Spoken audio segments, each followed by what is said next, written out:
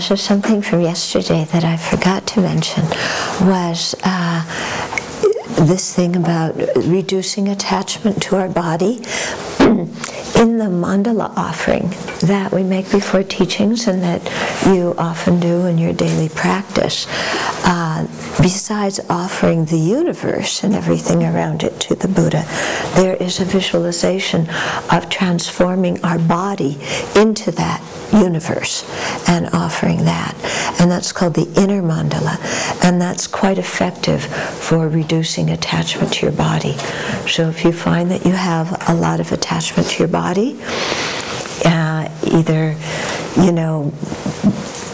not wanting to separate from it when you die, or worrying about what other people are going to do to it after you die, then to help free you from that attachment, add on the visualization of the inner mandala and offer your body to the Buddha. Okay, so in that visualization, if you know the visualization for the external mandala with the Mount Meru, the center mountain, and then the 4 continents around it, and the 8 subcontinents, and all the various different attributes of it, then your skin, you imagine, becomes the golden ground, and your torso is Mount Meru, especially your stomach. And the sun and moon are your eyes, and the umbrella and parasol are your ears, and the 7 circles of golden mountains are your intestines, and the oceans and seas are your blood and lymph and these kinds of things. And then all the 4 continents are your hands and feet.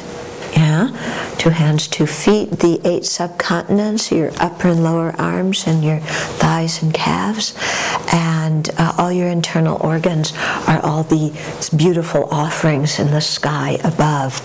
And so by doing this visualization and imagining, you're just taking out the parts of your body and transforming them into the external universe, and then you offer this to the Buddhas, then, first of all, you're taking apart your body, so you're seeing that there's nothing really there to start with, and then you're offering all of that to the Buddhas, so then it no longer belongs to you, and you have to use it for the benefit of sentient beings, but you realize that there's nothing there to cling on to, and so that's quite freeing.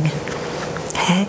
And then if you ever happen to do take the initiation for the Vajrayogini practice, in there's one offering called the Kusali offering, where you imagine, taking off your skull and using that as a bowl, and then chopping up the rest of your bodies and putting it in there, and then transforming that all into a jewel bowl full of wisdom nectar, which then you offer to the gurus, to the 3 jewels, to all the sentient beings, to the protectors, and especially to those who have ill feelings towards you.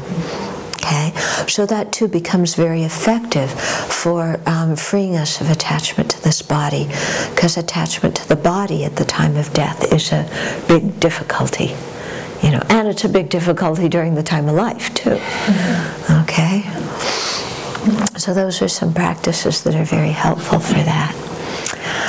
Okay, then if we're going to talk about how to help people when they're dying, so first of all, in the weeks or months before they die, then express your positive feelings for them, not in the way of making them attached to you, but just in a way of expressing what you need to express to people who are dying, and if you're dying, to tell the people you care for that you care about them. Because sometimes the people that we value the most in our lives, we don't bother to tell them how much we care about them and how important they are to us. We just kind of take them for granted. So it's important, if we're dying or if the other person's dying, to express these kind of sentiments. But again, not in the sense of, oh, you're the one and only, and I'm going to miss you when you're not here. Because that kind of thing is not at all helpful to anybody. Okay?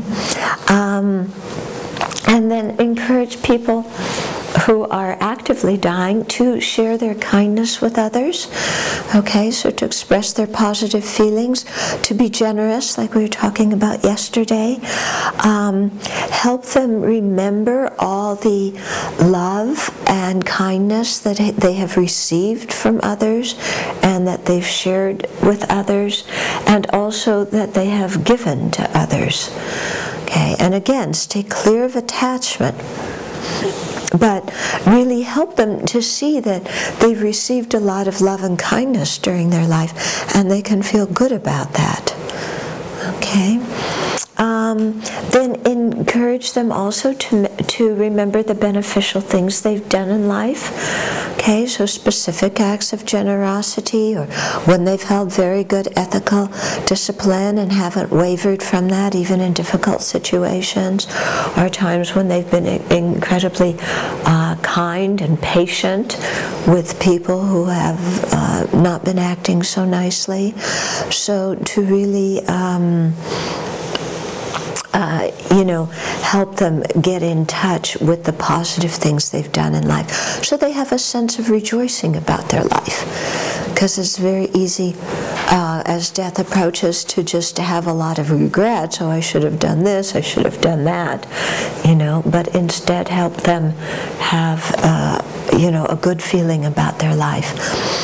On the practical side, encourage them to, have their advance directive made, to give spiritual directions to you, to others, to especially the family, the people who are going to be very involved. And to make a will, so that way, when they pass away, they don't have to think about any of those things. They've thought about them, decided it before, and they can put it aside and let go of it. So encourage them to do that. Of course, sometimes you meet people who are not ready to do that. They do not want to face the fact they're dying, and making a will means you're dying. Okay?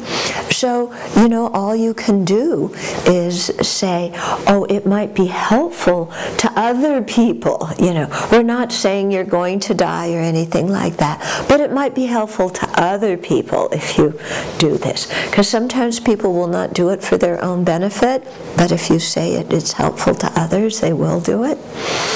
Okay?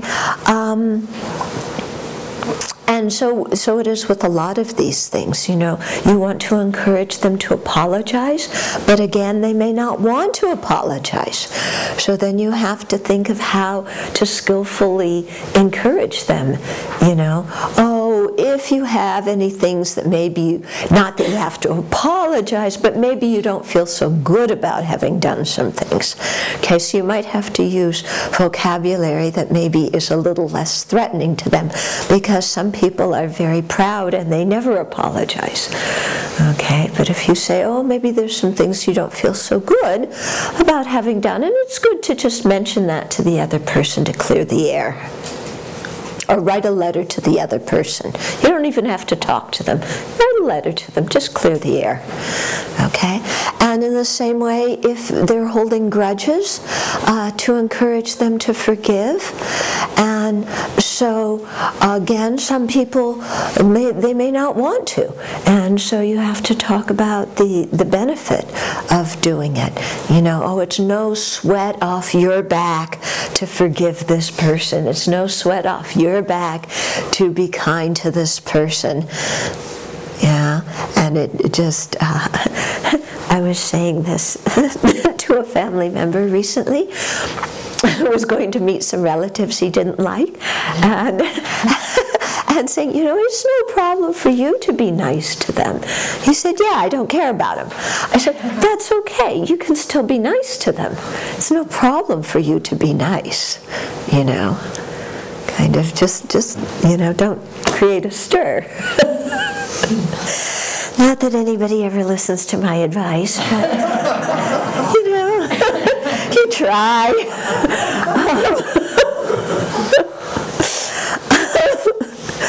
Okay. You know, some people, they want you to be very direct with them about what their medical state is, and some people don't. And so you have to see who you're dealing with, you know, and you can ask them quite directly, you know, do you want me to be frank with you about your medical state, or do you just want to kind of see what happens as we go along? And then they'll tell you. Yeah, because certain people, if the doctor gives them a certain prognosis or tells them they have a certain disease, they just lose all hope and they degenerate after that, okay, because of the way their mind works, not necessarily because of the way their body is. But then other people function much better if they know exactly what the doctor is saying. You know, of course, you always have to remember that although doctors give predictions, it's like anything, you don't know what's really going to happen until it happens. So, you know, this is just a prediction. It doesn't mean this is really going to happen. We can work with the situation, okay? So, because doctors give predictions, you may die sooner, you may die later. It doesn't really matter. It's going to happen at some time. So let's just prepare, okay?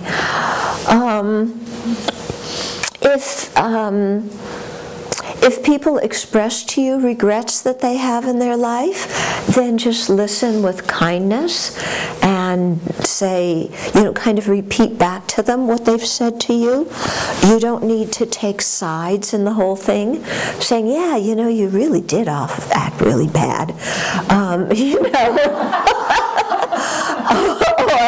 Or saying, no, that wasn't your fault, it was the other person. You know, just listen and say, you know, I hear that you have a lot of regret about some things that happen in your life, you know.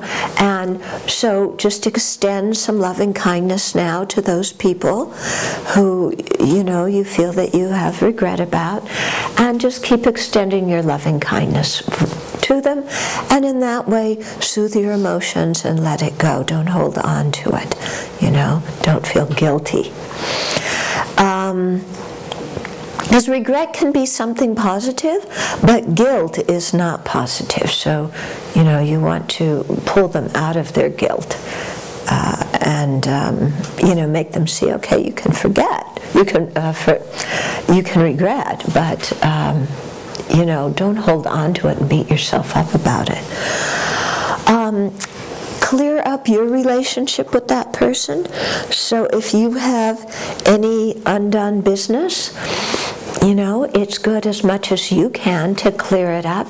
But of course, sometimes other people are not ready to listen, you know, or they're hurting too much and they don't want to talk about it. And so you just have to accept the situation, you know. But sometimes you can try your best to clear things up. And sometimes clearing things up involves talking about specific incidents that happened in the past.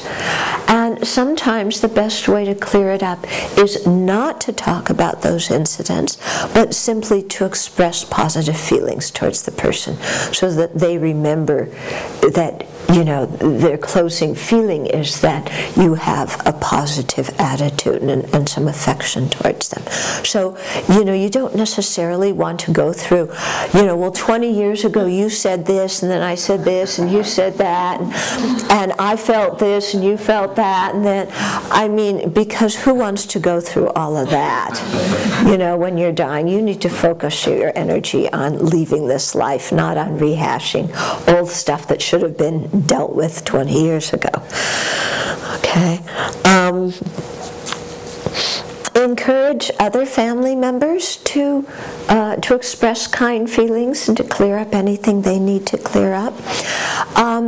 Be very aware that, you know, in crisis situations, like, or just in the case of a terminal illness, people tend to, families well, individuals tend to act according to their old habits, because those are the strategies they've always employed to deal with difficulties.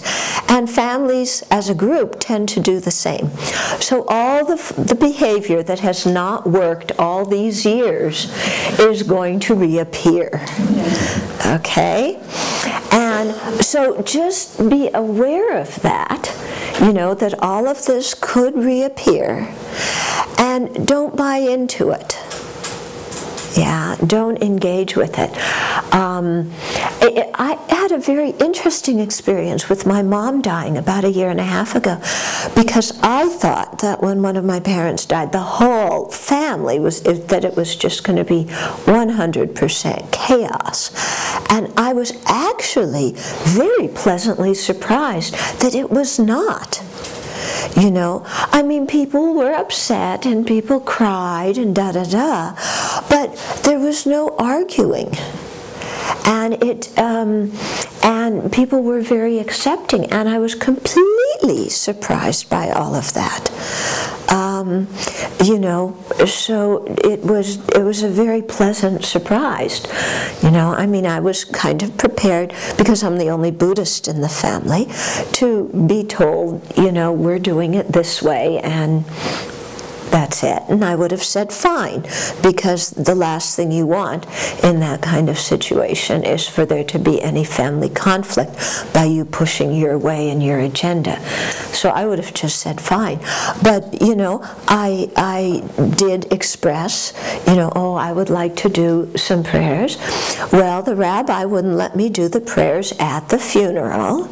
Okay, so I went into the mortuary with my dad and my brother, and I did them there. And the family was happy about that. I didn't want to have a confrontation with the rabbi. I already know. Yeah, and it wouldn't have helped anybody, but I still got to do the things that were important.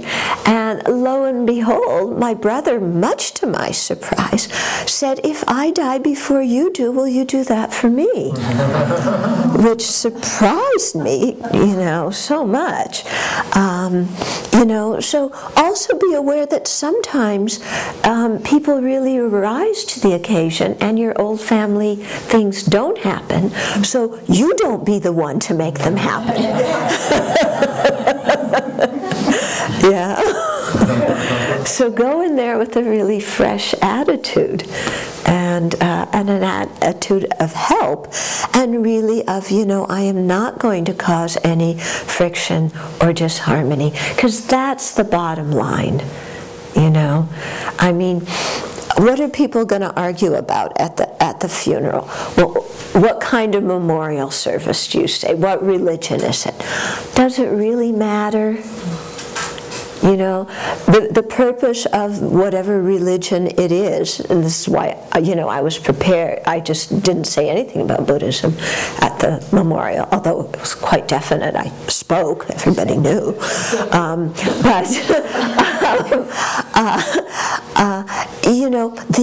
The memorial service is to make the relatives feel good and to make the family feel good.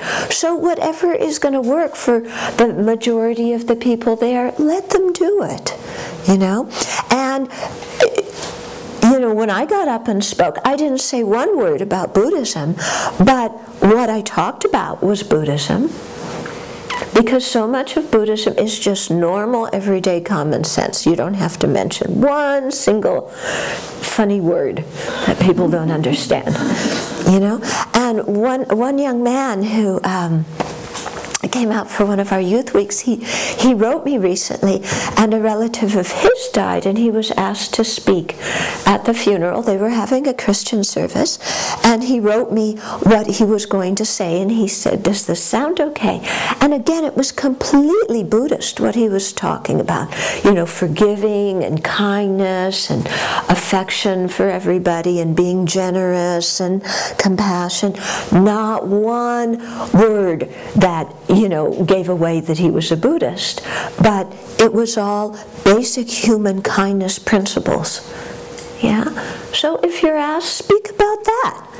You know, you don't need to be shy thinking, oh, I'm a Buddhist, I can't say anything. You know, no, you talk about all these things that are common to all religions. And if you're asked to speak in a service, you say something that's going to inspire the people. Yeah? And, you know, you can even say, you know, death is a good reminder to all of us about our own mortality. And so let's spend some time thinking about what's important in our life and what's not important. And, you know, we always find that nobody expressed regret because they didn't work more overtime. But, you know, people do express regret that they weren't kinder to others. So let's all of us remember here to really live a life of kindness and forgiveness to others. And you talk like that, you know, and people are gonna, they love it, you know, and it's something people of any religion can accept and people of no religion can accept. So you don't have to hide your Buddhism, but you also don't need to say, well, you know, this person is going to be reborn. We don't know. They created all this karma and they have to take refuge in Buddha, Dharma, and Sangha. And, you know, forget all of that. Yeah? Okay? So you know, the real purpose is that we do what is going to benefit the majority of the people there. Okay? But, you know, that's why I think it's helpful if you want Buddhism to be explicitly mentioned and you want Buddhist prayers to be done at your bedside or at your funeral. It's very good to write that down and put it in a directive or put it in your will so that, you know, the family will know that and then there won't be any dispute at the time of death. Okay? Because if you don't write it down, because death is never going to happen to you, then, you know, there's the result of that.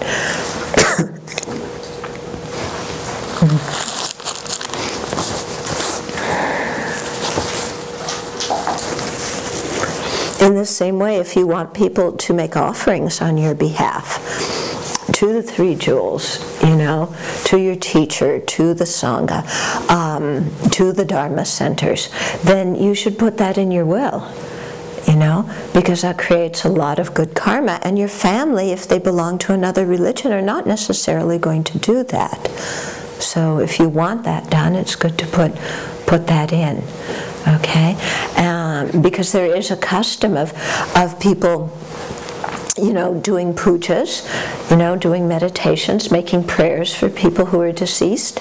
Some people want that to happen, some people aren't so concerned, you know. But if you want that to happen, put it in, you know. And the same for how to distribute the things that belong to you. I mean, if the rest of your family is not Buddhist, they may take your Buddhist things and throw them in the garbage. Yeah? So you may want to say, give my Buddhist things to such and such a Dharma center. Okay? So just you know, so that it's easier for everybody. Okay? Then you want to encourage family members to do kind things for the dying person and to work through all of their own emotions. I remember one time being asked to go visit somebody who was dying, and I had to spend more time with the family than with the person who was dying because the family needed help processing their emotions. They didn't know how to do that. Okay? And you know, all sorts of emotions come up at the time of death. Sometimes people are quite angry. Sometimes the family gets angry at the person who's dying because they're dying, as if they're doing it deliberately, you know? But people are not rational. They get upset about all sorts of crazy stuff, you know? So you have to talk to them, let them express what they're feeling, and discuss it. You know, some people, when they're dying, they're the ones that get mad at the universe, you know, I shouldn't be dying. Or they get mad at God, or they think they're being punished, or they think death is a failure. So then you have to listen to them, but then you also have to lead them to another way of seeing the situation so they can let go of those kind of wrong views. you know, and explain, you know, death is a natural process. It doesn't mean you failed. Everybody dies, you know, and it's not a punishment. It's just something that biologically happens to the body. Yeah, so that people can let go of some of these things, you know. And then sometimes people, as they're dying, they'll feel, oh, I'm totally useless, you know, especially if they have a terminal illness where they're not going to be able to be active for a while. They're going to feel like, I'm just useless, you know, I can't go out and do what I used to do. And then you explain to them, oh, doing things, you know, with your body, that's not the important thing. What you do with your mind, with your heart, that's what's important. Even if you're lying in bed, you can generate kindness. You know, you can teach them the meditation on love, on metta, on loving kindness. And you know, you can lie in your bed and just do this meditation on loving kindness, and you can teach that to people who aren't Buddhist. Or if they're Buddhist, you can say, you know, even you're lying down, you can imagine the Buddha. You can recite the Buddha's mantra and imagine light, you know, compassionate light from the Buddha flowing into you and filling your whole body and mind and purifying all negativities, bringing all the good qualities, making you very tranquil and relaxed. So, you know, they don't have to, some people think, oh, I can't sit up in meditation position to do my practice. Doesn't matter, you do it lying down. Or they get scared, well, the whole practice is too long, I can't do all this practice. That doesn't matter, just do the visualization and the mantra, you know, and express your, you know, I can't read the prayers. That doesn't matter, you express them in your own language. You express them from your own heart. Okay? So you just make it really easy and get, you know, and because, you know, practice isn't following some kind of recipe. It's, you know, what you're doing with your own mind. And so I really encourage people to do that.